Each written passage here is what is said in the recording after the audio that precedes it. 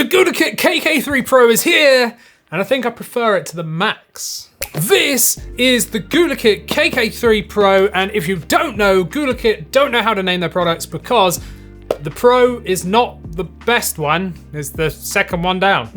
I've already done a review on the Max. This is the GuliKit KK3 PRO. The newest one's come out, but again, this isn't as specced out as the Max. So there's slightly less features and specs on this one, but we'll go over that. Let's see what we get inside the box. You will get the controller and a load of stuff. So we still get the licorice wheel. So, you know, if you get hungry, definitely don't eat that. You get some stickers and some product stuff as well. You get whatever that is. And then we get the massive manual, which really infuriates me. Just give me a book. I don't need a poster for a manual. But whatever, you ain't gonna need this because I'm gonna show you everything today. So straight away, I love that you still get the case. So this is a hard shell case. I love these because you can just throw this into your bag, not have a worry, and you can even charge it through the top, just like on the Max. So you can just plug the USB licorice cable into the top there and charge it that way, which I do find pretty cool. Another feature I really like is the fact that, yes, okay, it only comes with 2 back paddles, but they're actually in this, along with the 1000 hertz dongle, you know, which I do find pretty cool because on the Max, you didn't have space here for the back paddles. So what you had to do was take the back paddles off, put them in their own case, and then carry that around with you, which really didn't sit right with me. I want to be able to carry everything around in one case and not have like multiple things going around. So the fact that I can just take these off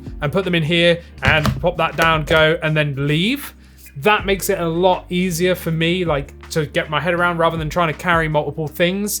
But, you know, you could see it as a downside that there's only 2 back paddles in the box, but there is actually space for 4, so you could buy these extra, or if you've already got some, then they'll fit in. It's no different than the Xbox one, so you'd be able to just use those as well. But personally, I mainly only remap R and L3 to these back paddles anyway, so 2 is perfectly enough for me. So before we go on and I tell you all the specs and all that stuff, let me just show you these back paddles. So we've got these just here, which you can like press. If you hold it close enough, you can just press these. You don't actually need the back paddles. You can just press these, but of course it is easier with these. Now, I do find these incredibly difficult to put in. You have to put them in the right way, and then you just kind of like jam them down. Now, I thought that felt a little bit sketchy to me. They're like a little bit too stiff because it just feels like they're not going to go in. So you've got this little line bit there, and then like the hole with a line facing out. So you need to kind of like rock it in and then down, but you need to really push it in there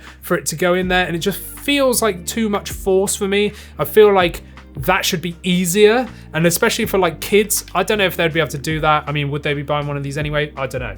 So this is the KK3 PRO, and straight away I want to show you that yes, it does have wake from sleep. So my switch is over here in the corner. So it still has GuliKit's Maglev vibration motor inside, which has got 3 different rumble types and different strengths on top of that as well. We've got Hall effect sensing joysticks and triggers. Yes, it actually has analog triggers because this is more of a multi-plat controller rather than a dedicated Nintendo Switch controller. So I actually like the fact that it's got analog triggers, even though the Switch only supports digital inputs. We've still got 1000 hertz wired or via the dongle that's inside that thing that I showed you a minute ago, or you can use it just via Bluetooth like this, and I think it's only 125 hertz, so like a lot slower like polling rate, but 1000 hertz is amazing. So if you're like playing shooters or anything, or if you're like playing on PC or something like that, you want to be using that dongle or wired to get that high polling rate, because that's going to be much better. Of course, we get the 2 metal back paddles as well. We do have button swap to those back paddles, so you can assign a button to the back paddles. You've got turbo as well, where you can repeat an action. You've got macro record to the funny little thing here, which they call the APG button, which is autopilot gaming. I mean, that's just macro to me, but okay. We've got gyro as well. We've got an 8 and 4-way D-pad, so you can change this from a 4-way or an 8-way. I love that feature as well. We've got, of course, got that case included too. This works with Windows, Switch, Android, iOS, Steam Deck, all that good stuff. It's got a 950 milliamp hour battery with up to to 28 hours with RGB and rumble turned off. So 28 hours is pretty good if you're not using rumble or RGB LEDs. That drops considerably if you're using RGB and LEDs. You're probably looking at 6 hours, maybe 8 hours, depending on the strength of the rumble. And before we go any further, I do want to say what's different from the Pro here to the Max. Now, I don't know what the price difference is. I don't know how much this is even going to be. I've had this for a while now and it's still not out yet. So the KK3 MAX, not this one, has a like rubbery coating, whereas this is just a straight up plastic coating. It's got analog to digital triggers, so there's like a switch on the back that changes it from a digital to an analog like trigger set. This one obviously doesn't. This is just straight up analog. The other one comes with 6 back paddles. Obviously this comes with 2. The other one has swappable face buttons with like a little pulley thing that you can pull them out and then swap the layout to an Xbox layout instead of a Switch layout just here. It's also got longer macro APG record times. So the other one's got like 10 minutes, whereas this has got like 10 seconds. And the other one also has gyro assign to a shoulder button. Now that's the only feature I wish they carried on over to the Pro just here, because I really like that. If you're going to play like a first-person shooter or something on PC, you could essentially assign gyro to only activate whilst you are holding down like aim down sights, you know, and then you can fine-tune it with like your gyro, which people really like. But this one has done away with that feature. That's kind of sad, but of course this still supports gyro. So now you know what the differences are between the KK3 MAX and the KK3 Pro. So enough rambling, Andy, let's look at the controller. I really like this colorway. Like, I love it. I know it's like a retro Nintendo style, like Game Boy color. Like, I love it, absolutely love it. Really love these face buttons, lovely. So the face buttons are really nice. Love the feel of them. There's really nice like travel on them, like being like none. You know, they return very quickly. I like that a lot. Bumpers and triggers then. The bumpers, really nice again. There's a minor, like real minor amount of travel before it clicks, but really small amount. And to be perfectly honest, that accounts for like resting your fingers over, because even though I normally say like about travel, some people have been saying, you know, if they're too quick to actuate and there's no travel, sometimes just resting their hands is making that button actuate. And I had that problem with the GameSir Collide, where it was so accurate that if I just rested my fingers on it, I started inputting like from the triggers and the bumpers. It was kind of frustrating. So I do kind of like that slight wiggle before the press. Obviously these are analog triggers, but they feel buttery smooth. And if we look at Mario just here, I can just tap it and it's actuating straight away. So let's do that again. Slight tap, straight actuation, but I can rest my fingers on it without it sort of like inputting, which is a nice thing. Back paddles feel nice as well. I prefer these kind of like weird little like dinner plate things that stick out rather than the like weird long tentacles. You know, these are all gaming terms. I'm a professional. The joysticks, oh yes, these are so buttery smooth, like they've nailed it. Obviously GuliKit make Hall effect sensing joysticks, which these have, right? But they've gone to town on these with the RGB LED friction rings just here, or anti-friction rings, whatever you call it. And then we've also got removable thumbsticks with the metal ring around it as well, which aids for like smoothness. So these feel so smooth, like super smooth. It's annoying that I don't have the KK3 MAX with me right here. I'm pretty sure they feel exactly the same, but they feel lovely. Like these feel so smooth. Like they're really, really nice. Love it. Dpad then quickly. Dpad is really nice. We've got an 8-way Dpad, so obviously I can move left and right and stuff like that. But if I press the settings button and right, now I've turned it to a 4-way Dpad, right?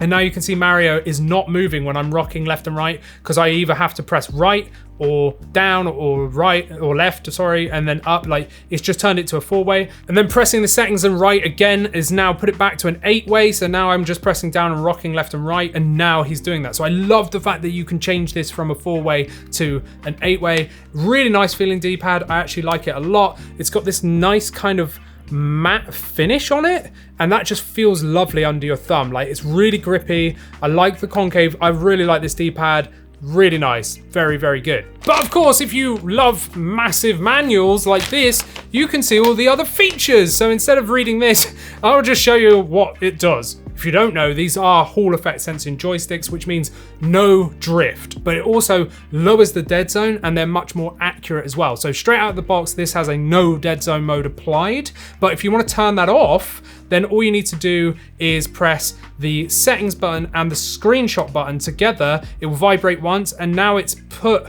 like dead zone mode on. But to be perfectly honest, I mean, I know this is a really sort of subtle test, but there's no dead zone anyway, even with the dead zone mode applied.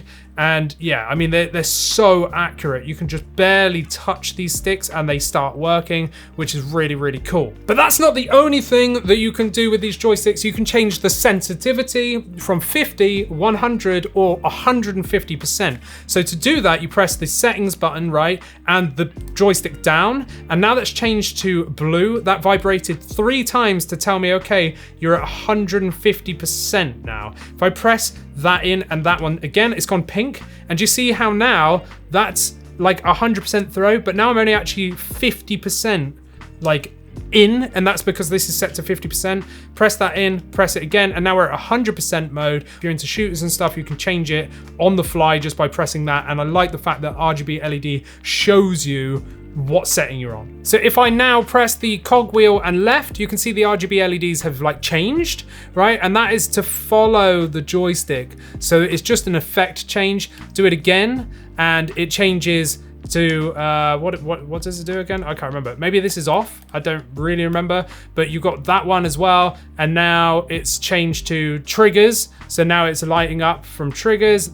And then that one again is completely off, which will save you a ton of battery life if you want to do that, or that one brings it back around. So there's a bunch of various different modes on here. I do like that you can change them and the fact that you can turn it off. I've showed you before, but to change the D-pad from a 4 to an 8-way or 8-way to a 4-way, it's just settings button and right on the D-pad, and that will cycle between, you know, 4-way or 8-way. And now we can also change the layout. So this is obviously A because I'm on a switch, right? But if I press the cog and the plus button, if I press that now, it's saying B because it swapped it over to an Xbox layout. Now we're back into Mario Wonder just here. And if I press the cog wheel and Y and I press it and hold it, it's now turboing. So I've now enabled turbo where I can assign a button to be continuously pressed for me instead of me having to do it, you know, over and over and over again. If I press cog and Y again and press that once, he's now going to do it for me without me having to do anything, which is awesome. If I press cog and Y again, it now cancels it out. Now, if I want to assign one of these back paddles, right, I'm going to press the cog and that back paddle that I want to assign at the same time. It's going to vibrate.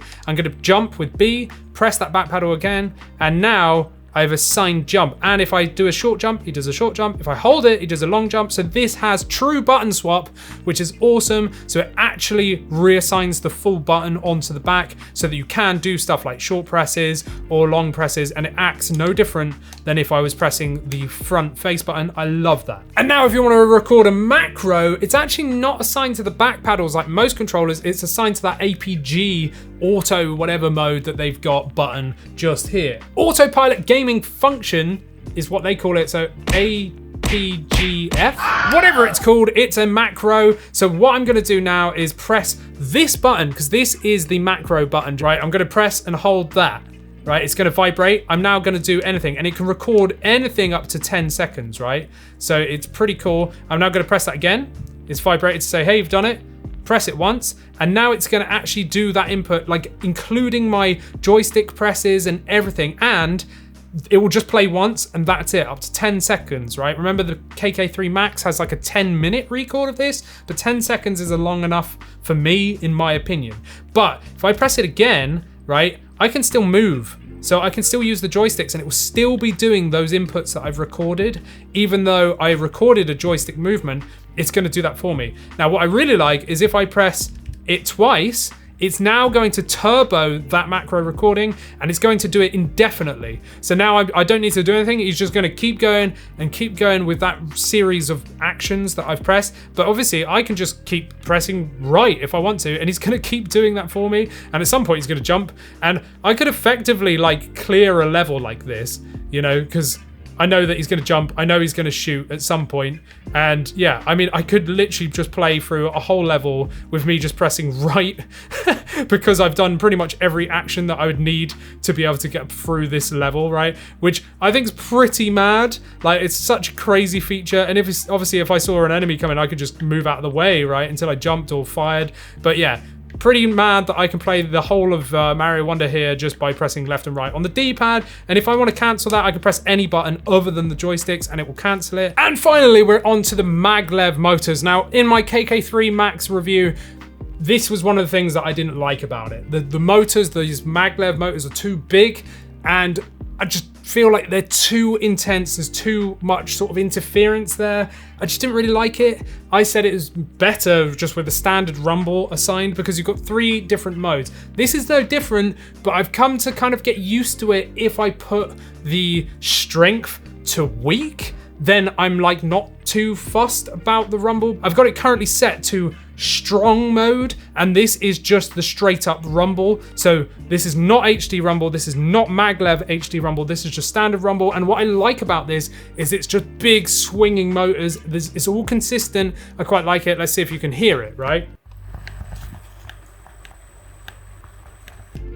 I've now turned it onto weak mode by pressing the cog and up on the D-pad. And that definitely tones it down a bit and makes it a bit more acceptable in my opinion. But there are, of course, HD rumble and then Maglev HD rumble as well. Press cog down again, it's going to vibrate 3 times to just put it to HD rumble, right? I'm going to press cog and up 1 to put it back to like high rumble. And now you can just hear what they call their like standard HD rumble.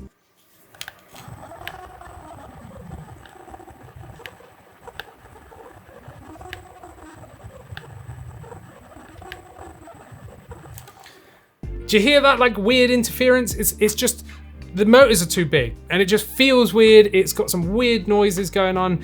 I just don't like it as much as like official HD rumble or even say like the Dpad M6 HD rumble. So now we're in Maglev mode with strong, right? Now listen to this. So now this is on weak.